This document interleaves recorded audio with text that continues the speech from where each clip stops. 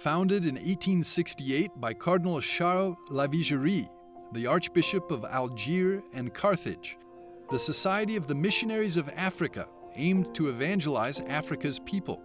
Cardinal Lavigerie introduced a white habit for the Society's members, modeled after traditional North African attire, consisting of a white gown and hooded cloak, accompanied by a neck-worn rosary to signify their dedication to prayer. Historically, we are known, our missionary society is known to be the society that brought the Catholic faith in many African countries. And so we are known to go to places where the faith is not yet known. The future of the Catholic Church, it's often said, is in Africa, where vocations are flourishing. Parish life is vibrant, and the total number of Catholics is poised to soon surpass Europe. Mass attendance, a key indicator of religious commitment, is considerably higher in African countries than the world average.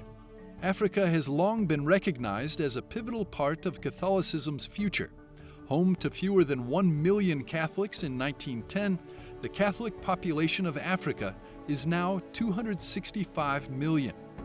The missionaries of Africa have played a fundamental role in planting the seeds of faith in the heart of the continent. Pope Francis has continued to show particular pastoral attention to the continent.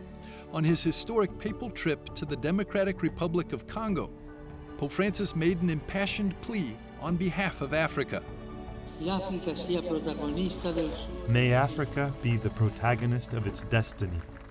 Our confreres, our forefathers in the mission, have been doing a lot of primary evangelization.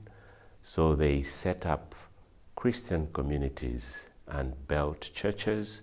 We are initiators. Once they set up the local church and set up a local clergy, then they would move to another place. When the Missionaries of Africa were founded in 1868, the mother house was in Algeria. After Algerian independence, the mother house was moved to Rome. EWTN visited the missionaries to learn of their hopes for Africa and what they see are the biggest challenges to evangelizing the continent. Well, I hope that the church continues to develop, becomes independent, autonomous, able to present its own contributions in the development of the liturgy, in the understanding of the Bible, rather than just having to follow what has been taught them. Father Luigi has been a priest with the Missionaries of Africa since 1971. He has worked in Mozambique, Kenya, and South Africa.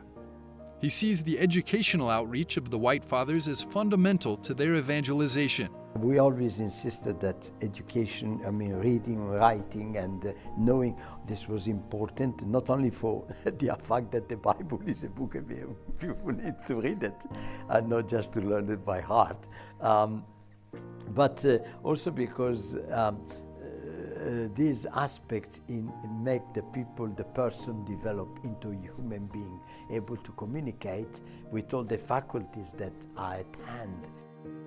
Father Salvatore, originally from Mexico, has served as a priest in the Missionary Society for 25 years. During his mission to the eastern region of the Democratic Republic of Congo, he regularly faced security challenges. I think that the biggest challenges I had to face during all these years in Congo were life itself, and even more so, I would say, survival. How to live out the gospel in a situation of insecurity and ongoing violence, which is quite difficult. How to help people live their faith maturely, but in situations where the life they live is not respected.